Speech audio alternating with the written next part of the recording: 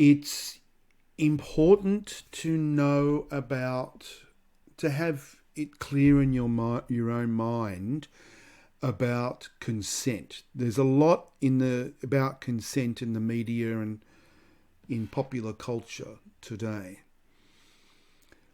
And the issue that I have with how consent is portrayed in the media and in popular culture these days is that it's presented as a mind-based thing.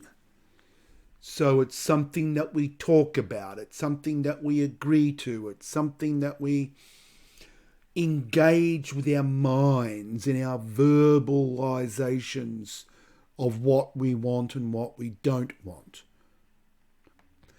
Unfortunately, in my view,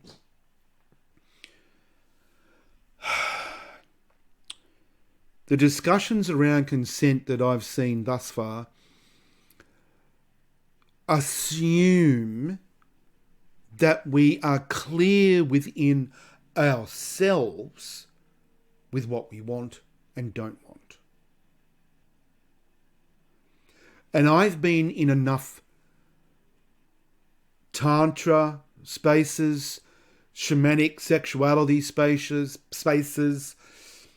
sacred sexuality spaces, and sort of conscious touch spaces to know that for most of us, we actually don't know what we want and what we don't want moment to moment. And so the modern narrative around consent is missing a big piece for me. Because I've been in spaces where clear communication and consent and boundaries are all discussed and all openly engaged with, and everybody, yeah, let's do this.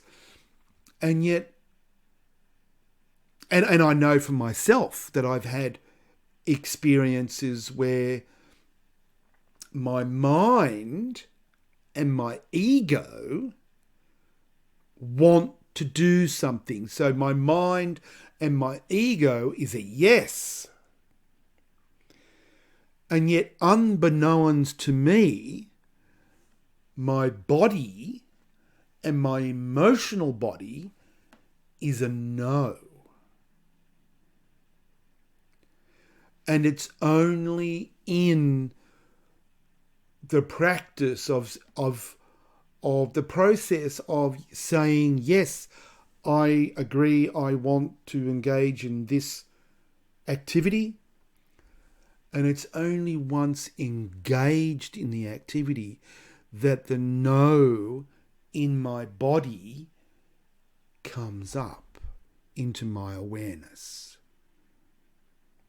Now, I've seen this happen many times in these sacred sexuality spaces, where somebody agrees to a particular activity, but they aren't connected with their body, with what their genitals want, with what their belly wants, with what their emotional body wants.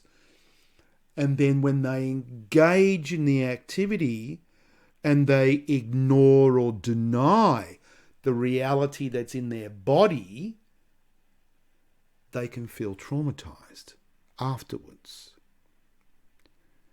And when somebody feels traumatized afterwards, the normal reaction, which unfortunately is supported and colluded with by too many people in the community, the normal reaction is to point the finger at the other person. You traumatized me.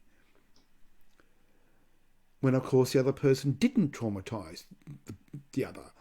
They engaged in an activity where consent was discussed, the consent was agreed to, the activity was within the boundaries that were agreed to, and yet person A ends up feeling traumatized because they weren't listening to their body.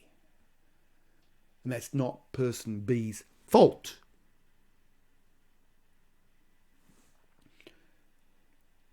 And having been around teaching Tantra for a number of years, there's a lot of people that want to be involved in Tantra and greater, more pleasurable sex, and want to go down the rabbit hole of sexuality, and are troubled by the differences between, what their ego and their mind want and what their body wants.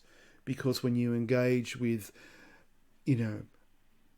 sexual activity with awareness and some consciousness, feelings can come up. And the feelings aren't being caused by the person that they're engaged in an activity with. The feelings are sitting there, they're being provoked by the activity.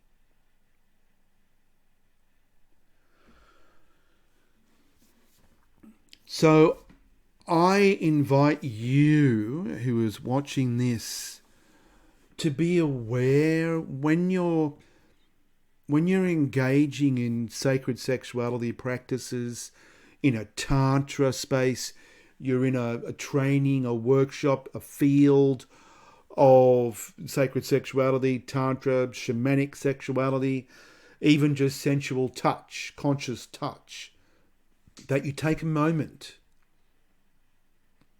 and be aware of what your mind and your ego wants, and feel into, what's below the mind, in your body and in your genitals and your pelvis.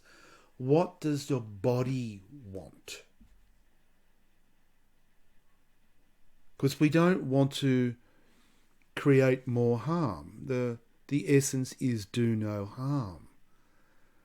And that applies to ourselves as well as to others. We don't want to do harm to ourselves. So it's critical for us to be aware of what's happening in our body, as well as what's happening in our mind and our ego. It's a big piece. It's a big concept. You can't explore it all in this one little, 8 or 9 minutes of a video. And it's a critical subject as well. I'm quite passionate about healthy sexuality. I believe that this is one of the pathways to empowering us as a species, is a healthy sexual expression for each of us. And we're on a path of discovering what that might look like. And this is a step in that path. Being aware of the difference between what our mind and ego may want compared to what the body may want. So let me know what you think about that.